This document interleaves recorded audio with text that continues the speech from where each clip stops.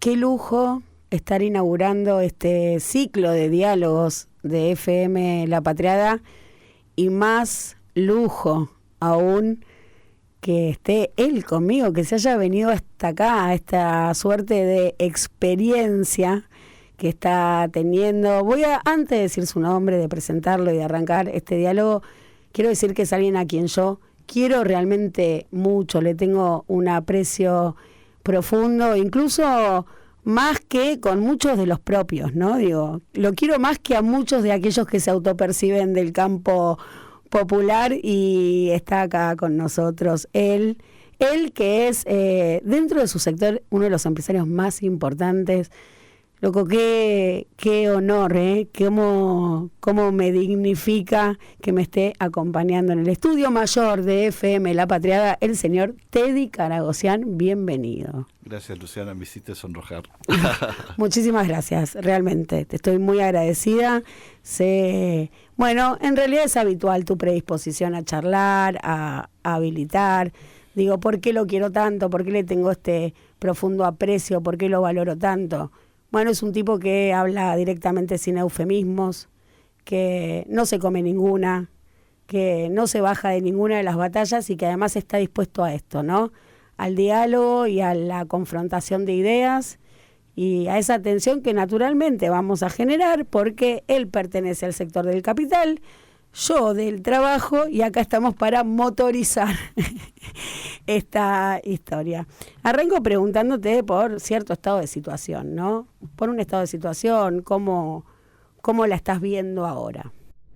Mira, yo creo que está muy difícil no por lo que está sucediendo ahora, sino que hace muchos años, dependiendo de tu ideología, digamos, unos dicen 5, otros dicen 10, otros dicen 15, otros dicen 20, la realidad es que desde el inicio de los tiempos, digamos, estoy estudiando ahora mucho la Argentina del siglo XIX, siempre fuimos un país que estaba tornado en divisiones. Campo, industria, comercio, industria, Buenos Aires, provincias. Y mismo dentro de Buenos Aires estaban los comerciantes que comerciaban con los ingleses, los comerciantes que comerciaban con los españoles y los criollos que producían localmente. Y hoy, 200 años después, todavía estamos discutiendo los mismos temas, digamos, y la preocupación mía es que todos sabemos que tenemos un problema, pero todos tiramos tanto para nuestro lado que la solución no termina de aparecer y me temo que no aparezca. Ahora vos estás bien describiendo esto, ¿no? De los comerciantes que le vendían a Inglaterra, los que le vendían a los españoles y aquellos que a una menor escala se dedicaban al mercado interno. Sí. ¿No hay una tensión ahí permanente? Digo, ¿la tensión no está justamente ahí, en esa situación? En todo el mundo existe tensión entre unos y otros, pero el tema es cuál es el interés del país. Por supuesto, en esa época, digamos, volviendo sobre el siglo XIX, el mundo había desarrollado, los ingleses habían desarrollado la industria nacional de ellos, que era la textil, y podían exportar a todo el mundo a precios imbatibles. Por eso querían la apertura del mercado para que le compren materias primas y nosotros le compráramos las telas en ese momento, las telas o los productos terminados. Es el dueño del territorio el que elige cuánta bolilla le da al extranjero y cuánto no. Nosotros tenemos una leve tendencia a pensar que somos idiotas en Argentina y que no podemos hacer nada y que todo lo extranjero es bueno y todo lo nacional es malo. Esto desde entonces ha sucedido y yo estoy sorprendido no sabía mucho de historia argentina, sabía a nivel caricaturesco, y cuando profundizo, llego a la conclusión de que las discusiones que tenemos hoy son muy argentinas. No pasaba lo mismo en Uruguay, no pasaba lo mismo en Brasil, no pasaba lo mismo en Perú, no pasaba lo mismo en Colombia, no pasaba lo mismo en Estados Unidos, no pasaba lo mismo en Europa. Entonces es un tema local que tenemos que resolver a nivel local. Tiene solución, pero la solución requiere mirar este tema con más futuro. Por ejemplo, hoy tenemos una discusión que es el RIGI, creo que es, digamos, estamos de vuelta promoviendo un tema que es que promueve que extranjeros que tengan más de 200 o 1.000 millones de dólares puedan hacer cosas, pero los que ya estamos acá no tenemos ese derecho. Eso pasó por todos los diputados. Los diputados son los representantes del pueblo. ¿A quién representa los diputados cuando hacen un acto que puede ser de interés para algunos sectores, pero que a los que ya están, no estoy hablando ni siquiera de mi empresa no puede hacer inversiones de 200 millones, pero ¿qué interés puede tener un diputado en que solamente gente que venga con dinero del exterior, digamos, pueda hacer uso de unos beneficios impositivos tremendos? Y, si querés ahora ya sí de mis sectores, ¿por qué 200? ¿Por qué no 100? ¿Por qué no 1? ¿Por qué no 500.000 dólares? ¿Por qué no 100.000 dólares? Si el beneficio es bueno para que vengan 200 millones, ¿por qué no 200 personas que pongan 1 millón? ¿Por qué no 2.000 personas que pongan 100.000 dólares? Es decir, la salvación nuestra por algunos capitales que vengan de afuera, que luego se van a llevar todo ese capital al término del tercer año, creo que son soluciones sintomáticas a problemas más profundos, y que la aparición de un tema como este va a hacer que los locales no inviertan. Es decir, por 5.000 o 10.000 millones de dólares que van a venir del exterior, o 20.000 o 30.000 millones que van a venir del exterior, van a haber 20.000, 30.000 millones de dólares que se van a ir del país, de argentinos que no quieren, digamos, que no comprenden ese fenómeno. Repongo ante quienes nos estén escuchando, los que estén acompañándonos en este espacio, que el RI, que es el régimen de incentivo a las grandes inversiones, está contenido en el texto de proyecto de ley bases. Básicamente lo que ofrece es un esquema de beneficios tanto impositivos a 3 años como de libre acceso a divisas y la garantía de poder girar dividendos, que en este momento está muy complicado, ¿no? El giro de dividendos, y como bien marca Teddy, promueve nuevas inversiones y genera, ¿no?, resistencia y foco de conflicto en varios sectores, porque escuché también el reclamo de aceiteras, el reclamo de la industria metalúrgica. En este sentido está apuntado, creo yo, y vos me dirás qué te parece, enfocado en 2 sectores claves, que son la minería e hidrocarburos, ¿no? Va hacia allí. 2 sectores que ya son ganadores de este modelo, o sea, más para el que más, no parece muy lógico. Para entender este fenómeno, una minera va a poder traer maquinaria que se hace acá, importando cualquier cosa sin impuestos, mientras que los que fabrican esas máquinas van a tener que pagar impuestos para traer los materiales que ellos necesitan. Entonces, lo que tenés es muy técnico, pero es protección negativa. Es decir, claro, tenés un sector que no es perteneciente a capital argentino, digamos, que va a tener unas ganancias extraordinarias, bajando el nivel, digamos, de beneficio, y al bajar el de beneficio, bajando las posibilidades de crecimiento de esas industrias que localmente emplean miles de personas. Para emplear, ¿cuántos? 10.000, 20.000, 30.000 personas en el sector minero, en Tilcara o no sé dónde, Famatina o donde fuera que haya, digamos, o en el sur, en la Patagonia, donde los salarios ya son 2, 3, 4 veces superiores a la media argentina. Es como que hay más para el que más tiene, pero hecha votada por diputados que en realidad debieran representar al total del país, digamos. Son los fenómenos que no entiendo. El otro tema, por supuesto, el laboral, digamos, o sea, es el tema, digamos, lo que salió es insuficiente para generar empleo, es suficiente para evitar un problema, pero no es suficiente para generar empleo.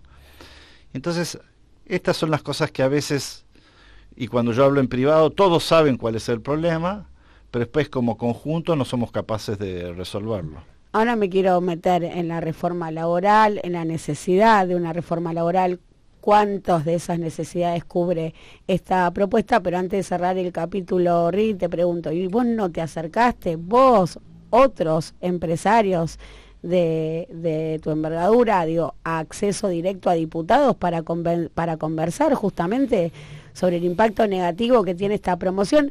Digo, desde este humilde metro cuadrado, los reparos frente al RIGI son más las preocupaciones respecto al origen de esos fondos, ¿no? Que si uno los puede pensar sobre impreso al blanqueo y también a las moratorias impositivas, bueno, el riesgo de que Argentina quede abierta al fentanilo, digo, una problemática que nosotros no la conocemos y que tiene consecuencias devastadoras, ¿no? Pensando en las futuras generaciones también. Sí. Con lo mucho que te aprecio y que te quiero, digamos, eso creo que es un salto cuántico en la problemática. El fentanilo es un problema social que no tiene nada que ver con el dinero, digamos, que podría llegar a venir, digamos, sobre eso. Lo que hay que entender es que el dinero narcotráfico no le interesa venir a la Argentina a hacer minería, porque en el instante que ese dinero entrase a la Argentina y se descubre que es del narcotráfico, todo ese dinero va al Estado, digamos, o sea que hay mecanismos que eso evitan ese fenómeno. Así que esa es una discusión que no ayuda, digamos. Ahora, si yo estoy haciendo no, en realidad mi hijo hace bastante sobre el tema, digamos, por un interés sobre la Argentina, no porque a nosotros como empresa nos interese, porque está lejos del tema. Hay mucha gente trabajando ese tema, pero también hay mucha desidia de parte de la política, digamos, de que es a todo o nada, digamos, y los temas que parece interesarles son temas menores, digamos, o sea, son temas más de quintita propia que de atención permanente a estos problemas de largo plazo, digamos. Entonces, no, yo no estoy preocupado por ese dinero, digamos, pero no estoy preocupado no por entendiendo, digamos, el tema del dinero del narcotráfico, el dinero del narcotráfico y de la venta de armas y las cosas terribles que uno escucha, cuando viene en la Argentina, digamos, aún con blanqueo son sujetas y 1 año, 2 años, 5 años después le pueden quitar la empresa a esa persona, digamos, a esa persona o esa inversión, porque en realidad son sujetos, digamos, de leyes penales posteriores. No nos dejan la zona de guarida fiscal desde tu concepción. No. Y yo estuve en un lugar donde había el fentanilo, el problema es dentro de Estados Unidos, digamos, y es mucho más complejo que eso, digamos. ¿No estamos expuestos entonces a esa problemática o no por ahora? No, ojalá entrase no 10, 100, 1000 veces, digamos, lo que están pensando, porque la entrada de dinero para la población argentina es buena, digamos. Si ese dinero es porque alguien hizo algo incorrecto en Afganistán o en Rusia, o ese dinero cuando viene y genera empleo en la Argentina, digamos, en realidad no es ni mucho peor ni nada que si ese dinero va a la China o va a la Cochinchina, digamos, a generar empleo y ese producto lo importás de la China. Es decir, no hay que afectar el tema de la entrada de dinero. Lo que no me parece lógico es que apreciemos más el dinero que viene de afuera que el que está adentro, digamos. O sea, no veo ninguna razón para castigar al tipo que ya está en la Argentina, premiando solamente al tipo que viene de afuera. Se entiende, y en esa atención, ¿no? Inversiones extranjeras versus los jugadores locales que se vienen bancando las vicisitudes de la economía argentina, hay una sensación de que se impone la voz esa del sector extranjero, las inversiones extranjeras quizás más vinculadas a lo financiero que a la economía real. Sí, y de vuelta, digamos, en base a la historia, siempre fue así. O sea, nosotros tuvimos siempre una historia de querer atraer al de afuera cuando se nos estaban yendo los de adentro, porque los que conocíamos nos íbamos de la Argentina. Digamos, hoy cada vez la proporción del empresariado nacional sobre el total es menor, porque la persona que está afuera puede mandar dineros, puede mandar dividendos. Yo me acuerdo cuando hubo la devaluación del año 2002, 2003, digamos, la Telefónica debía todo lo que había invertido. Es decir, que nosotros premiamos probablemente bien, digamos, de que venga dinero de afuera, pero después de los 2.000 millones de dólares que habían invertido en telefonía, cuando hubo una devaluación, nos enteramos todo el mundo de que las dos telefónicas mandaban todos los dividendos todos los años, pero nunca terminaron de pagar la deuda, y cuando vino la devaluación, la Argentina todavía le debía al exterior el total de las inversiones que se habían hecho en la Argentina. A lo que hoy es así. no es culpa de Telefónica, no es de Telecom, no es culpa de las terceras, digamos, es culpa de nuestros políticos, es culpa de nuestros empresarios, es culpa de nuestra sociedad, no entender dónde está el problema de verdad, digamos, y a veces, queriendo defender lo superfluo, en realidad se nos pasan elefantes por delante, porque lo superfluo es lo que nos hace. Los elefantes hacen que nosotros nos distraigamos con lo superfluo para que no veamos los elefantes. En eso estoy muy de acuerdo. Ahora bien, volviendo a esta escena, ¿no? Donde las telefónicas quedan completamente endeudadas después de la devaluación, habiendo girado dividendos, y ahí ¿qué es lo que falla? Falla el Estado, digo, debería haber un Estado con más musculatura. Sí, el Estado es una entelequia, en realidad fallan las personas que debieran estar controlando, inclusive los empresarios argentinos que debieran estar hablando sobre ese tema. Pero muchos empresarios argentinos, lo mismo que sucedía de vuelta. Estoy muy influenciado por lo que este libro que estoy leyendo es escrito por un inglés en 1960, digamos, sobre lo que sucedía. Tenemos un montón de criollos que en realidad, cuando hablan, pareciera que estudiaron en el exterior y que todo lo que está afuera es lindo y todo lo que está adentro no, digamos. Y que todos los de afuera son genios y todos los que están afuera son gente honesta y honrada y no sé qué. Y todos los que estamos adentro somos gente malvada, que lo único que queremos es cagar, digamos, al consumidor argentino y llevarnos toda la plata, digamos. Y en ese fenómeno lo que tenés es que ganan los elefantes, digamos. Porque en esa discusión donde los internos no hacen el trabajo, digamos, de pensar lo que están diciendo, ni elegir los temas, digamos, sobre lo que están tratando, estamos hablando a veces del sexo de los ángeles y los elefantes están pasando delante nuestro y no los vemos, digamos, y ahora yo creo que, de vuelta sobre este tema, digamos, va a suceder lo mismo. Sabes que soy una romántica de la industrialización y del desarrollo local y de pensar los modelos de desarrollo para la Argentina.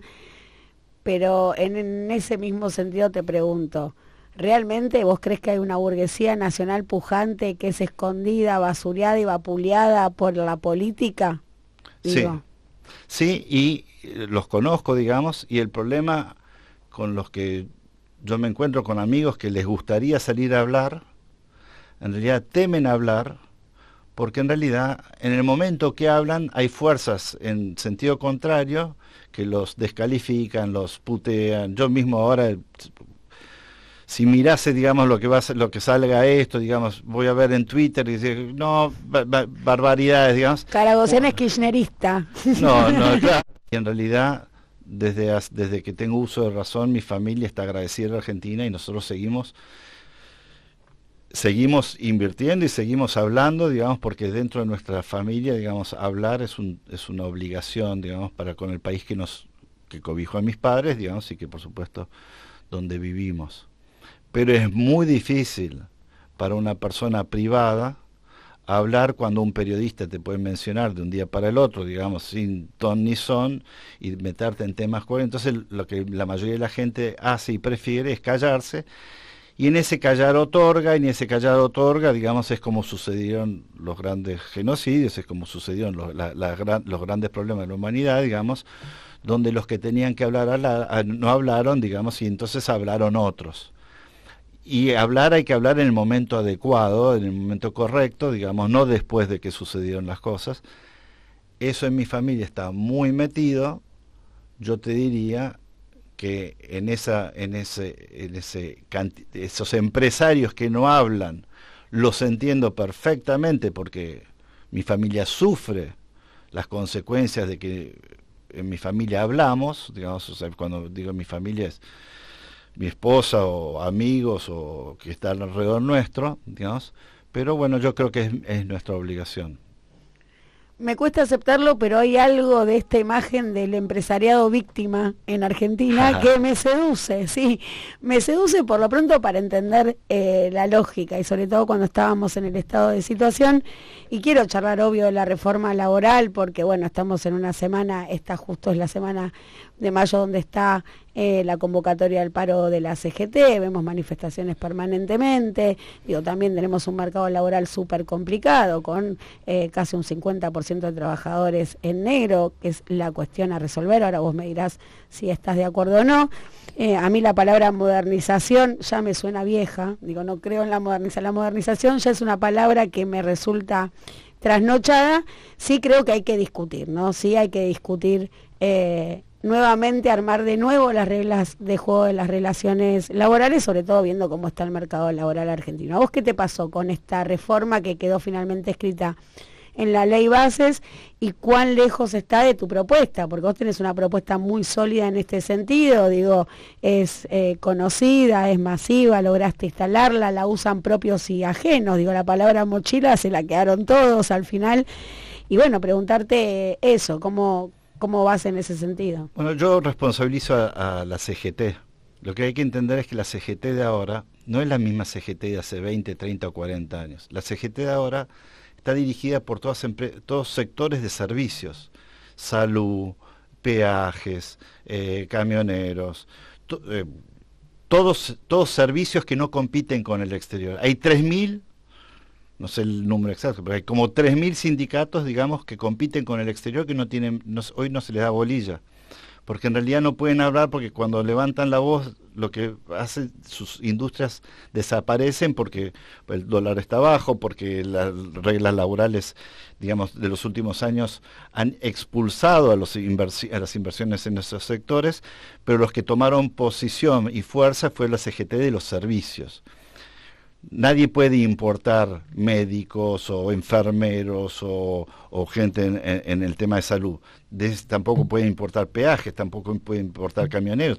Hay todos sectores, que uno no puede importar, que son los que están controlando a la CGT. Entonces, no se puede responsabilizar de todo a los políticos. Los políticos son parte importante de la situación en la que estamos, pero también lo es el sistema laboral, la culpa del sistema laboral que tenemos. Es una CGT que quedó anquilosada, peleando el peronismo contra la izquierda. La izquierda le conviene, un poco el caos, porque en el caos puede ganar más, le gana al peronismo, y el peronismo entendió mal la discusión y empezó a perder posición ya en los 90. En los 90 empieza a perder posición, cada vez hay menos gente sindicalizada, cada vez hay gente menos en el sector formal. Porque desaparece la industria, Teddy. Bueno, pero la industria la debiera defender el sindicalista que defiende el trabajo. Desaparecida la industria, desaparece el trabajo. Así que, ¿qué está defendiendo el sindicalista que está defendiendo lo indefendible? Ahora, la propuesta en la mochila, como vos dijiste, que la tomaron todos mal, porque la tomaron todos por la eliminación de la indemnización, y la mochila es justo lo contrario, es darle la indemnización inclusive al tipo que decide irse por su cuenta. Y al desaparecer la diferencia entre si me echaron o me fui, esa diferencia es la que genera el conflicto. Desaparecida la diferencia, desaparece el conflicto, desaparece el juicio. Y al desaparecer el conflicto, desaparecer el juicio, lo que se hace es estudiable, es posible estudiarlo. Y al estudiarlo es asegurable. Y al asegurarse, uno puede bajar el costo, como sucede con un auto. Imagínate cuánta gente andaría en su auto si su auto, que es su bien de capital por ahí más importante, no tuviera seguro. Lo mismo pasa con las empresas. ¿Por qué en la Argentina hay tan pocas empresas?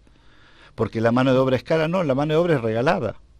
En la Argentina, el nivel de productividad que podríamos tener las empresas, nuestras productividades son altísimas.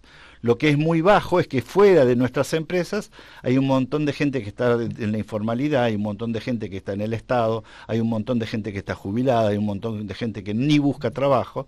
Para alimentar a esa gente dependemos de las empresas que sí producimos. Entonces la productividad total de la Argentina es baja, la productividad específica de las empresas es muy alta. Lo que tenemos que hacer es poder cambiar el sistema dándole más beneficios a la persona, es decir, la indemnización inclusive al tipo que se va por su propia cuenta. Y al hacer eso, lo que vamos a generar es un sistema de crecimiento que revierte lo que sucede desde los años 90. Esa lógica tiene un componente fundamental a partir del cual se despliega, que es entender el trabajador como un costo, ¿no? Entonces, si el trabajador es un costo, por supuesto, el costo actual y ese costo cesante que tiene un empresario cuando contrata a un empleado y ya tiene ese pasivo, ¿no? Ya viene con ese pasivo. Digo, estamos evaluando, cómo podemos eficientizar.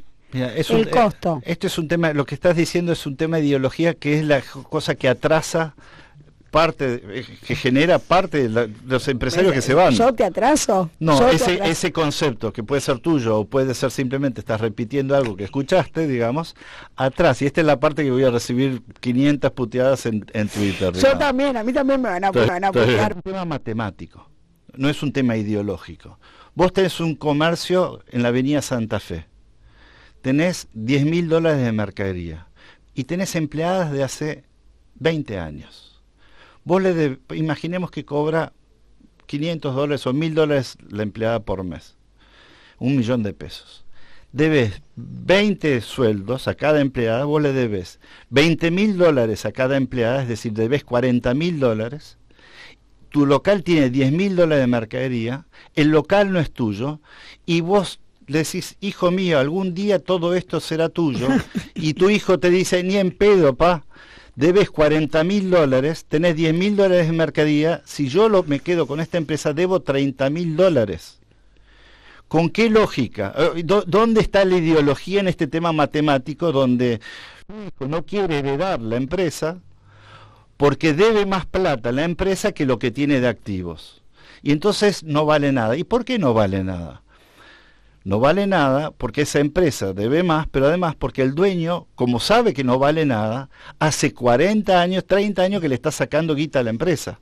Y la tiene en Punta del Este, la tiene en un edificio, la tiene en un departamento de Puerto Madero, la tiene fuera del país, la tiene en dólares, digamos. Y el hijo dice, no, pa, muchas gracias por los $3.500.045 que tengo en el exterior, que me compré criptomonedas, no tengo nada que hacer con un local sobre la avenida Santa Fe.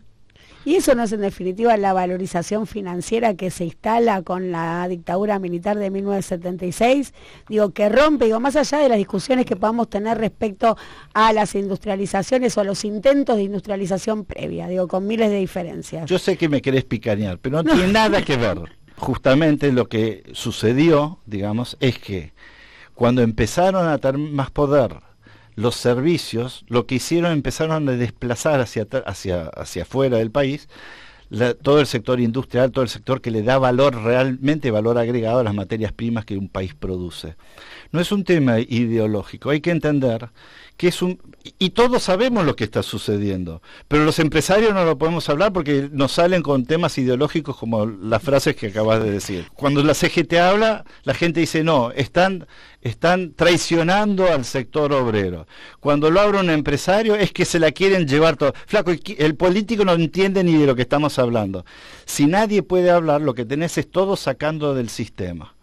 ¿Qué es todo sacando del sistema? Todo sacando del sistema significa que desde hace 10, 20, 30 años, yo te diría que desde los años 80 y pico, digamos, la Argentina hace años y años y años que todos los años sale capital de Argentina. ¿Pero quién? Esos $100 de billete que vos tenés en tu bolsillo es salida de capitales. La que tiene un operario que guarda sus activos en dólares es salida de capital. La que tiene un gran empresario y la saca oficialmente del país es salida de capitales, digamos. Ahora, ¿por qué salen capitales de un país tan rico como la Argentina? Porque como las empresas no valen nada, todos los operarios, todos los empleados de empresas, mano de obra intensivas, saben que antes o después su empresa se va a fundir. Entonces tiene que acumular en un activo que es dólar. El dólar financia el gobierno americano y si vos querés, digamos, es el más capitalista de todos, digamos, y estamos financiando desde la izquierda, digamos que no permitimos que cambie el sistema. Estamos financiando al gobierno americano. ¿Por qué? Porque hacemos imposible el valor de las empresas argentinas.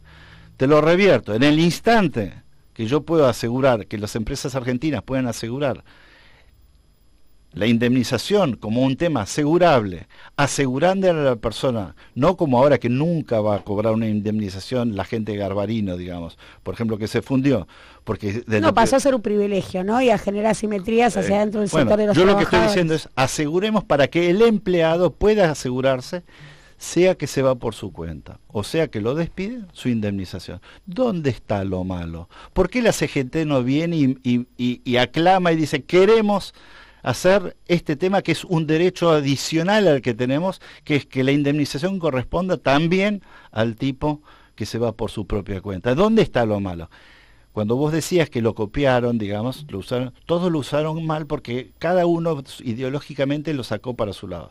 La izquierda lo sacó con que queremos eliminar la indemnización, la derecha lo sacó con que hay que eliminar la indemnización, digamos. En realidad lo que se hizo, se tironeó mal de un sistema, digamos, y lo que salió es, sinceramente, no solamente no es suficiente, sino que es problemático, porque como sucede, si querés una cosa así, como el espermatozoide, una vez que entre en el óvulo, el segundo no puede entrar.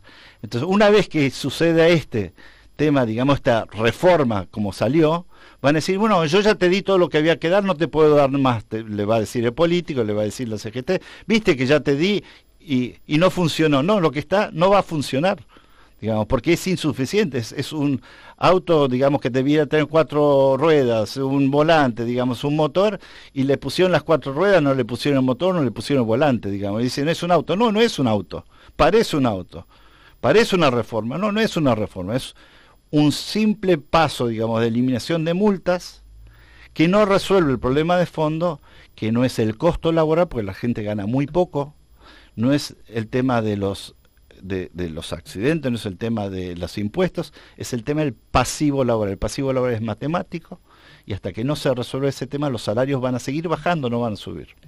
Está clara tu posición. Del otro lado de la biblioteca apelan a la desnaturalización de la idea de indemnización como hecho reparatorio. Digo, no me voy a meter en ese debate, pero creo que también, ¿no?, en esa discusión que va más hacia lo conceptual, hacia si el trabajador es un costo o es un consumidor del propio producto de la fábrica, cómo hay que verlo, todo, en definitiva, no hay una respuesta o no hay ninguna idea respecto a esto, que me parece que sí es dramático, y que es que haya tremenda asimetría hacia adentro del sector de los trabajadores, entre aquellos que están registrados, que trabajan en blanco, que tienen derecho a unas vacaciones o que en todo caso van a recibir una compensación indemnizatoria, frente al 50% de los laburantes que están en situaciones de suma precarización y abandonados a la suerte del azar, sin cobertura médica y sin ningún tipo de... Y que va a ir subiendo, porque el sistema, como está planteado hasta ahora, inclusive con estas reformas, no resuelve el problema de fondo. De vuelta,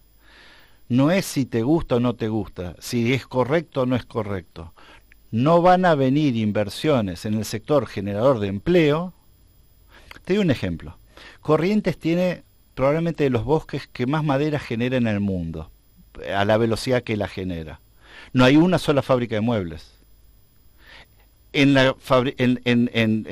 Para talar árboles hace falta máquinas, herramientas, hace falta algo de mano de obra, pero es muy capital intensivo.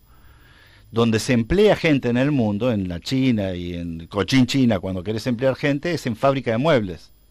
No hay una sola fábrica de muebles cerca de los... ¿Por qué? ¿No es rentable? No, porque este tema de que puede ser rentable, pero la empresa, con el pasar de los años, debe tanta guita por pasivo laboral que el primer día ya lo sabe el empresario, y entonces no pone la fábrica de muebles.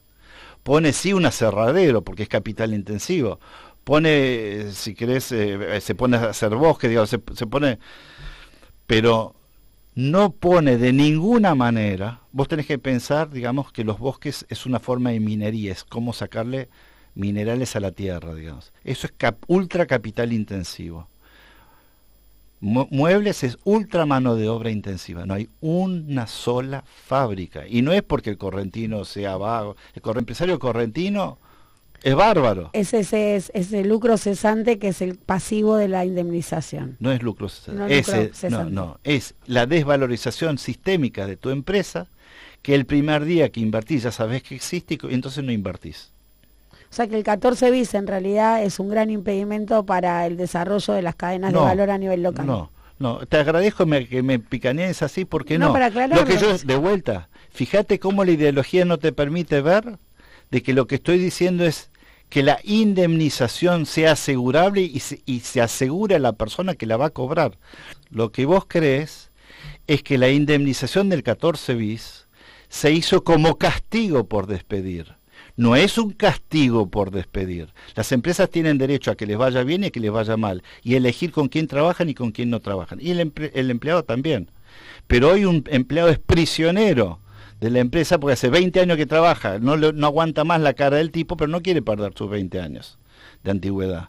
Lo que yo estoy proponiendo es que esa persona no solamente ahora tenga derecho a la indemnización si lo despiden, sino que si ya no soporta más la cara del patrón, se vaya a otra empresa, y ese fenómeno va a hacer que siga estudiando, va a hacer que los salarios suban. Entonces, hay una confusión generada por los recaldes de este mundo que salieron a decir de que este sistema, digamos, es para eliminar la indemnización. No es para eliminar la indemnización, es para eliminar el castigo de la indemnización, castigo, que claro, nunca fue pensado como castigo. Es una forma muy correcta de darle a la familia de un trabajador una estabilidad en caso de que pierda el dinero. No es un premio, no es que yo me porto mal, me pagan 20 meses juntos y ahora me premien por haberme portado mal. ¿Dónde está la lógica de que me premien porque yo me hice despedir? O me premien porque me despiden una empresa que está teniendo problemas financieros y no tiene cómo seguir produciendo a la velocidad que venía produciendo porque alguien ahora decide, digamos, de que la ropa o los muebles tienen que venir todos importados. Y ese alguien es la sociedad que votó, digamos, a alguien para que eso hiciera. Así que no, es un error conceptual, digamos, y este error conceptual repetido muchas veces parece que fuera cierto, y los empresarios se cansan y finalmente la pelean una vez, la pelean dos veces, la tercera no la pelean, se llevan el dinero a cualquier otro país del mundo donde aprecian, digamos, de que la persona venga e invierta. Si fuera cierto este fenómeno de que, digamos, nos aprovechamos del tema, ¿por qué con salarios tan bajos no vienen mucho más inversiones a la Argentina?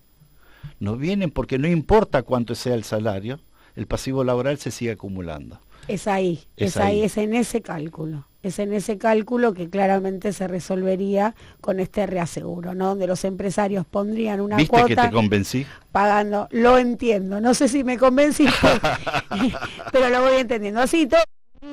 Como criticamos a la industria del juicio, esto generaría una gran industria de aseguradoras. Yo me pondría una aseguradora para asegurar indemnizaciones. Mirá si tengo la suerte y se mueren todos antes de que sean despedidos. Bueno, en realidad no, porque en el proyecto mío es el Estado el que asegura, y la razón por la que es el Estado es que ningún privado podría asegurar una cosa que no es de la naturaleza. Es decir, vos podés asegurar contra el granizo desde un privado, porque se hace un cálculo matemático, digamos. Vos podés asegurar de un accidente, puede ser un accidente de trabajo, hasta de un huracán, porque son actos de la naturaleza. Pero si, por ejemplo, mañana viniera un peronista y dice, bueno, y a partir de ahora la indemnización es el doble, se fundiría la compañía aseguradora. Y lo que se llama técnicamente externalidades positivas es el Estado que las recibiría, porque el aumento de empleo formal aumentaría los impuestos pagados, y con eso bajaría el gasto, permitiría, a través del aumento del empleo privado y la disminución de la necesidad de subsidios, baja el gasto público. Entonces, la aseguradora, para que no se le vaya dinero, como pasó con las AFJP, en publicidad en La Nación, en Clarín y en todos los diarios, en todos lados, digamos, para tratar de conseguir clientes, la aseguradora tiene que ser el Estado, porque es la única capaz que puede asegurar un acto hecho por un funcionario del mismo Estado. Es decir, si mañana el peronista, digamos, parte de un gobierno peronista, decide duplicar, triplicar, quintuplicar la indemnización, va a ser el Estado el que paga. Si alguien decide que ahora queremos todo importado y tenemos que despedir todas las empresas, toda la gente, será el Estado el que tiene que pagar, digamos. Y entonces por eso ningún privado puede ser. Y esto es un freno ideológico también de la derecha, que no comprende que hay cosas que sí tiene que ser del Estado, y este es un típico caso del Estado. Está claro, me parece muy interesante, pero fíjate vos que en varios de los puntos por los que paseamos vuelve a aparecer esta tensión, ¿no?, de el frente externo y el mercado interno. Claro. Desde el principio, de cuando contás cómo se desarrolló la industria textil inglesa, a partir, por supuesto, de la extracción de materias primas de economías en ese momento no eran ni emergentes, ¿no?, subdesarrolladas, también en cómo los servicios o el sector servicios se impone y coopta la representación de los trabajadores, y también tiene que ver con esto. Vos lo planteaste, vos decís, bueno, no pueden exportar un médico, no pueden exportar un sanitarista. Importar. Sí, o importar, claro, ahí está. Exportar, estamos exportando.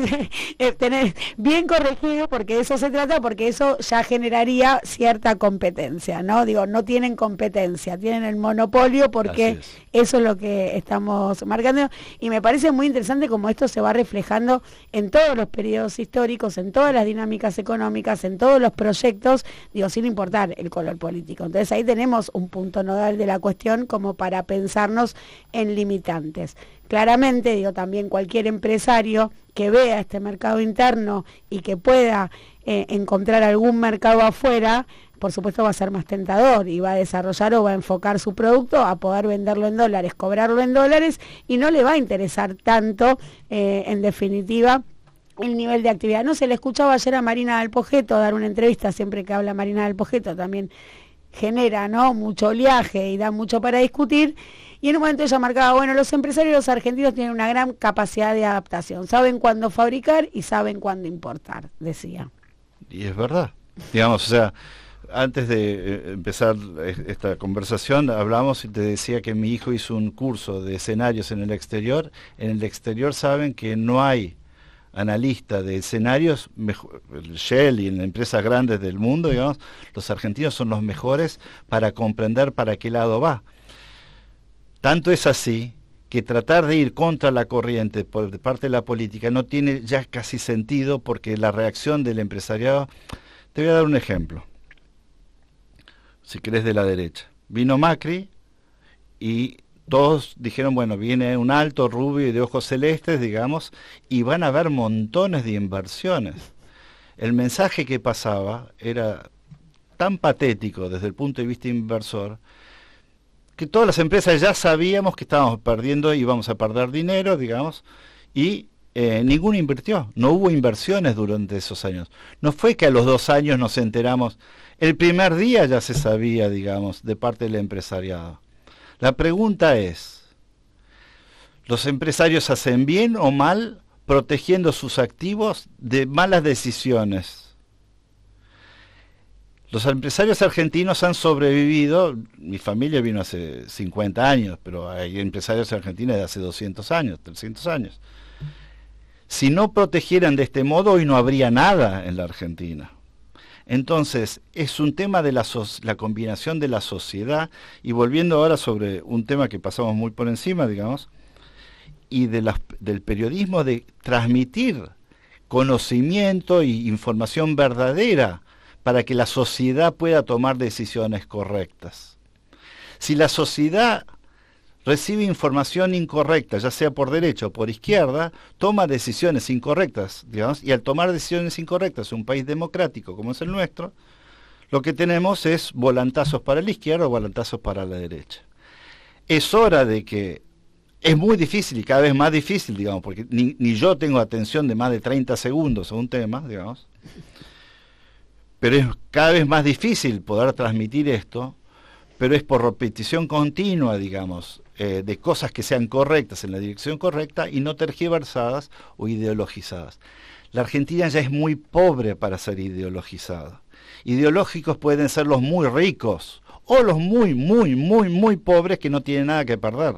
La Argentina está en una posición donde no puede perder más por la parte ideológica, digamos, ni para bien, ni derecho. O sea, importemos todo porque todo lo importado es bueno y es más barato. A ver, decime, ¿qué cosa, quién va a producir? ¿Y quién va a tener ganar guita para el campo? El campo tampoco está sufriendo ahora.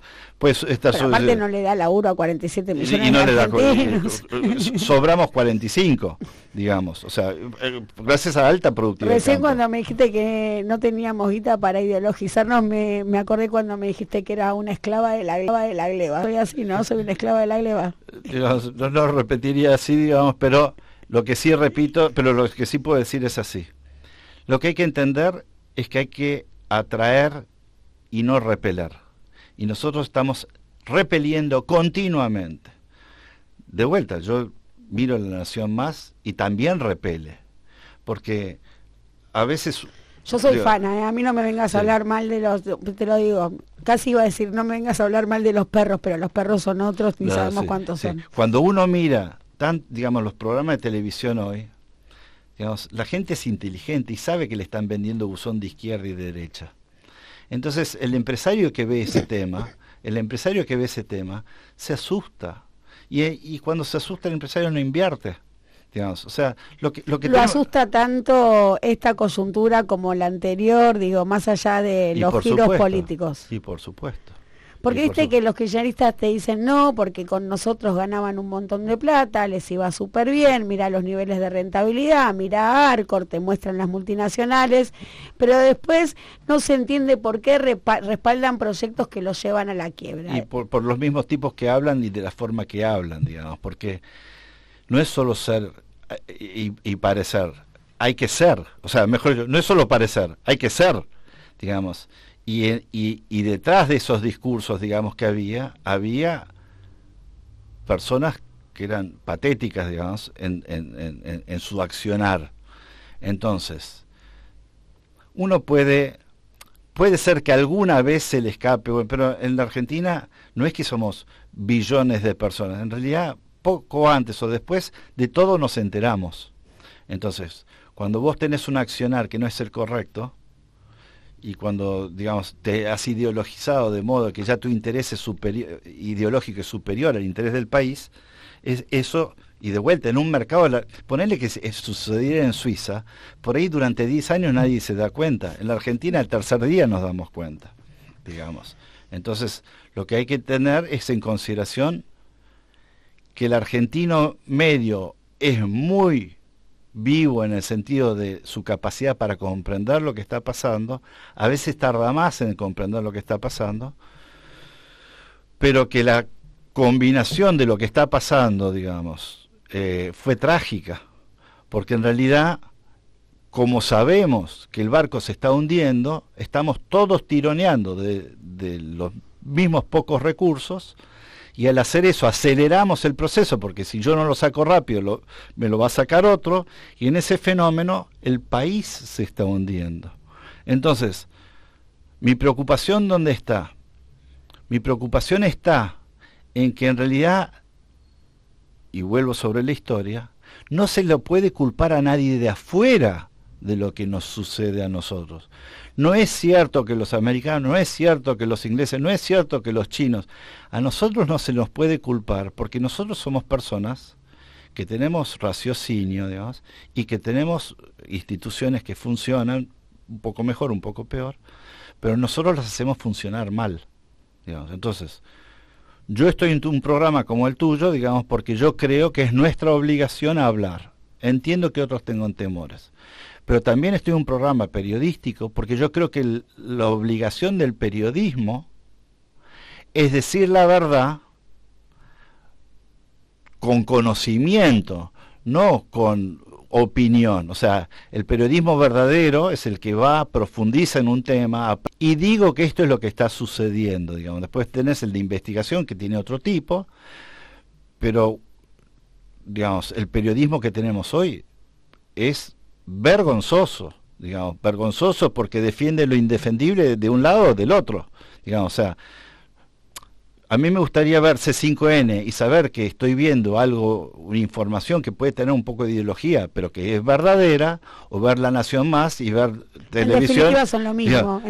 Son lo mismo, digamos. O sea, para mí hoy Yo no, gracias a Dios existe Netflix o existe, digamos, los portales. No tengo que ver más televisión, salvo cuando me mandan un recorte donde me mencionaron a mí o digamos, o algo. Por las dudas, colegas, no lo nombren a Teddy, no quiere ser nombrado en los medios. Por favor, no lo nombren, o por lo menos charlen con él y pregúntenle si pueden citarlo, hacer alguna mención, no es lo justo. Debo reconocer que en los últimos tiempos he dicho a la mayoría, gran mayoría, salvo a vos, digamos, que no, porque en realidad creo que hay que dejar que las cosas sucedan, a ver dónde cae la taba.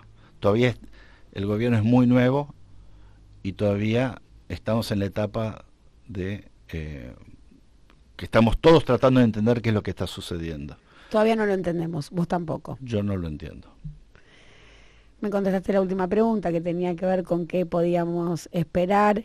De mi parte, agradecerte. El sentido de esto es quizás superar ese cortoplacismo al que estamos sometidos permanentemente, esto que decís vos, de tirar rápido, porque si no tiro yo, me lo saca otro, y poder pensarnos, digo, más allá de nuestras propias características, nuestros propios intereses, y en ese entrecruzamiento ver cómo trascendemos, ¿no? Coyunturas tan difíciles, y ese era el sentido. Yo acepto siempre venir que vos me invitás, porque todas nuestras discusiones yo sé que tienen no solamente buena onda, digamos, sino que sirven para explicativas, digamos. Así que honrado de que me hayas invitado. Y te quiero dar este regalo, que lo elegí especialmente para vos.